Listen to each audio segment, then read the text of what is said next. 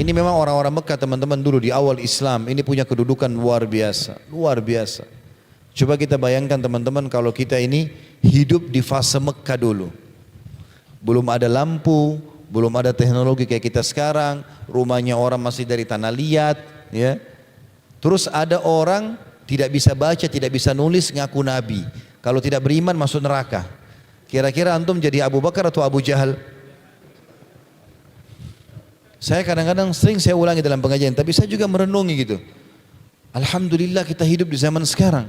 Quran sudah sempurna, sudah banyak terjemahan, masjid banyak. Apalagi kita lahir di Indonesia, mayoritas Muslim, banyak buku-buku agama, banyak dai-dai ceramah, gampang sekali.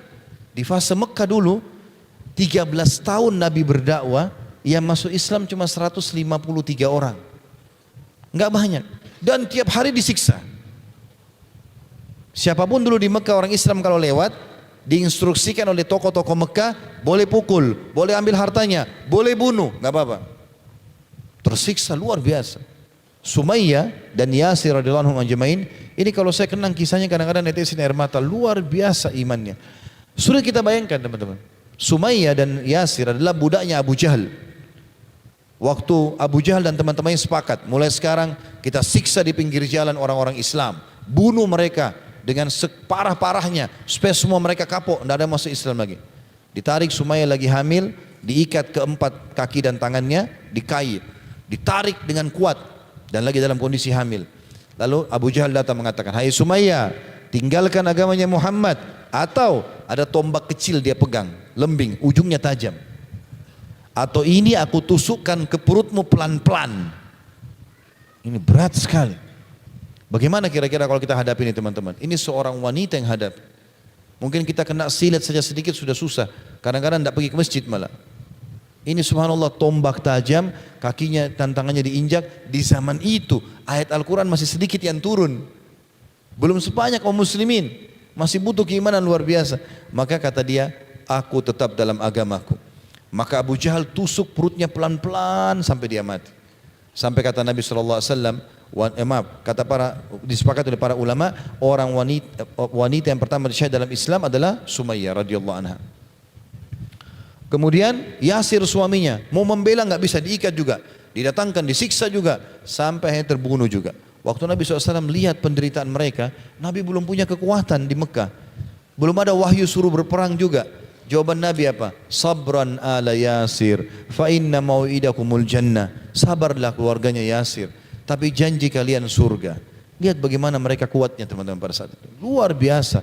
Bilal didatangkan di pasir, panas, ditaruh batu panas di dadanya dari pagi sampai malam. Tetap dia mengatakan ahad, ahad. Ditanya oleh para sahabat setelah dia hijrah di Madinah, wahai Bilal, kenapa anda bilang ahad, ahad? Kenapa nggak bilang Allah misalnya? Maka dia mengatakan, saya tidak temukan kalimat yang paling mereka benci kecuali ahad. Sifat Allah ahad, esa. Karena bagi mereka Allah boleh punya sekutu, makanya boleh sembah berhala-berhala. Begitu juga Khabbab bin Arat radhiyallahu anhu, sahabat Nabi yang mulia. Itu waktu di zaman Umar bin Khattab dia masih hidup, waktu jadi khalifah. Lagi habis sholat, Umar bin Khattab biasanya habis sholat nanya-nanya sahabat. Ada yang lihat mimpi, ada yang punya cerita, menambah iman kami. Ada Khabbab dulu, langsung kata Umar, hai Khabbab. Umar tahu di masa Mekah dia pernah juga menyiksa umat Islam dulu. Apa siksaan yang paling berat buat kamu di Mekah dulu? Khabbab gak bicara apa-apa teman-teman. Di depan semua orang-orang dia buka bajunya. Karena laki-laki semua dibuka bajunya. Di belakang tulangnya itu, tulang belakang kita yang dari leher sampai ke tulang ekor, di sebelahnya ada lubang dalam. Dikatakan dalam riwayat ini kalau tangan kita dimasuk kepalanya bisa, kena dalamnya. Berwarna hitam, merah. Jadi orang lihat aja orang bisa rasakan sakitnya padahal tidak dirasakan. Dari atas sampai tulang ekornya. Umar nangis, sahabat nangis yang lain. Lalu kemudian Umar berkata, kamu diapakan ya Khabbab? Siapa yang buat ini? Dia bilang, wahai Amir Mu'minin, demi Allah mereka membuka bajuku di Mekah. Lalu mereka meletakkan batu-batu yang sudah sengaja mereka panaskan. Jadi bukan batu kena panas matahari, batu sengaja dibakar di api, ditaruh disusun di tanah yang runcing-runcing, lalu saya diseret dengan kedua tangan dan kaki saya dipegang oleh 4 orang algojo, diseret di atas batu itu sama bolonglah seperti ini. Tapi subhanallah enggak goyah iman mereka. mereka kokoh. Makanya Nabi SAW mengatakan, tahukah kalian siapa orang pertama yang masuk ke dalam surga?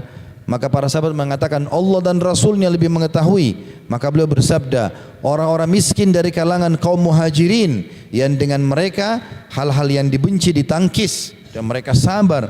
Seseorang dari mereka meninggal dunia sementara hajatnya masih terpendam di dalam dadanya, tidak bisa memenuhinya. Saking miskinnya waktu di Mekah dan disiksanya sampai mereka masih berangan-angan bisa memenangkan peperangan, bisa perang lawan orang kafir, bisa punya masjid sendiri, bisa punya keluarga yang islami, bisa punya anak-anak, mereka nggak bisa.